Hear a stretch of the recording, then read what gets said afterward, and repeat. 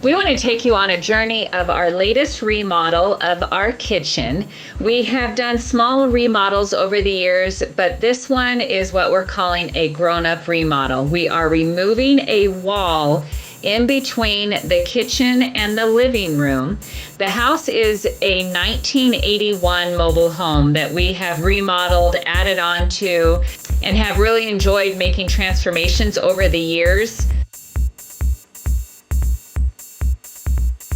The demolition process, we were surprised at how long and labor intensive that was.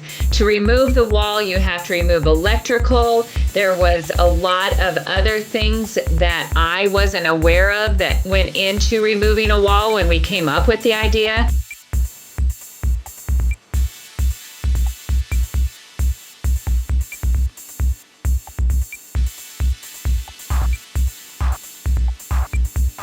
So after we did the demolition, we were able to drywall. We were able to put new light fixtures. This is one we found at the thrift store that I wanted it white inside so it reflected better. So I put some tape on it and covered the outside and just spray painted the inside white so we had a better reflection. Had to take down the old backsplash, which was heartbreaking because we loved the slate. And then this project was huge. We had cut down a tree and we used our son's mill to cut it into a beam. Because the wall that we removed was a weight-bearing wall,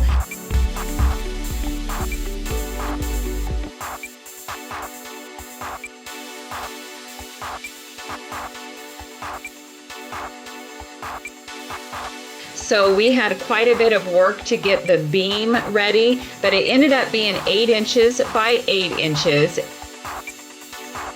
and it just fit into place perfectly. We had to call upon family several times to help us to stand up the beam, to tear down walls, to do some painting.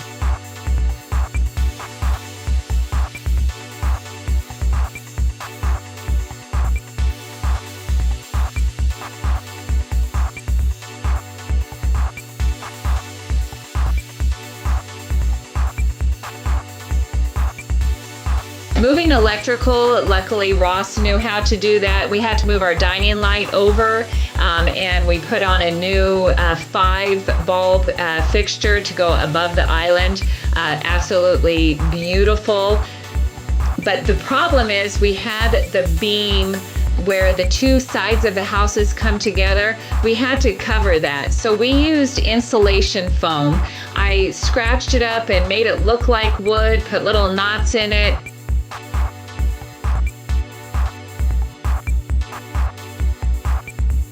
And slipped it on over the existing beam. It turned out so good. It was nice and easy because it was lightweight. The challenge was trying to hide the joints to make it look like a solid beam, but with a little bit of work, it really did turn out pretty cool.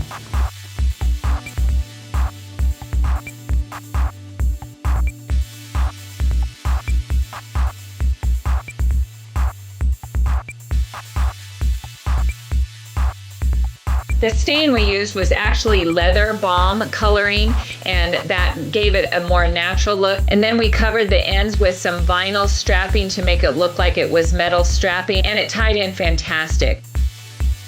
So again, we used some help from family to do some painting.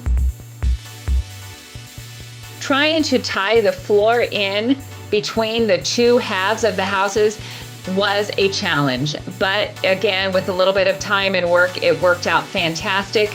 The yucky part where it didn't join up real nice ended up being under the island anyhow, so that was able to take a little stress off of that part of the project. Ross, being a plumber, was able to get all of the sink ready, and then again we used family to help us set the cabinets into place. We got the cabinets from Home Depot. They're Hampton Bay, the Dove gray coloring, shaker style.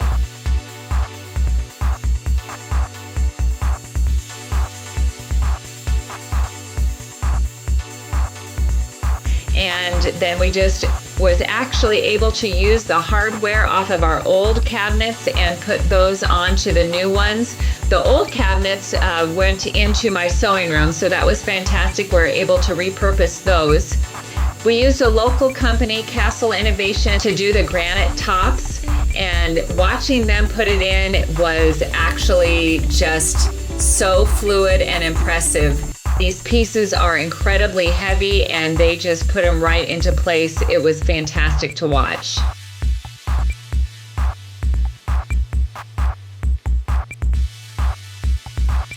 They said that this center island was 600 pounds of granite that they were able to put into place.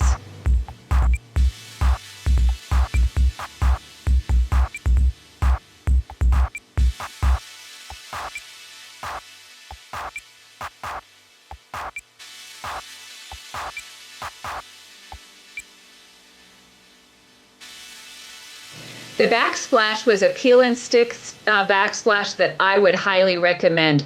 There is absolutely no waste on this backsplash. Every single little piece of the backsplash was used, and it was super easy to put up. And they're not a squishy vinyl. It has some sort of a metal in it that makes it even feel more like tile.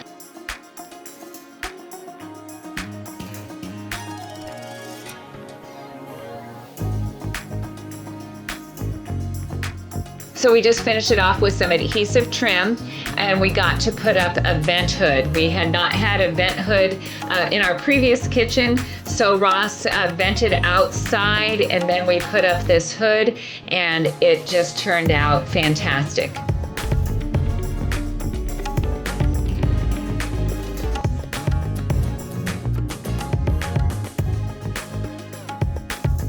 So here's some before and afters. This is looking from the corner of the living room to the kitchen.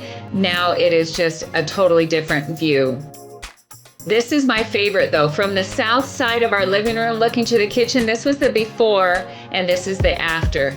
Absolutely game changer. All in all, the remodel took us exactly 6 weeks. We were able to do everything ourselves with the help of some family. The total cost of the remodel was right at $12,500. The largest expense obviously was the granite, and then the cabinets of course are a little bit more expensive. We were really excited with the result and was excited to show you the before and after journey. So thank you for watching DIY on the House. Please subscribe and give us a thumbs up and check back for more videos.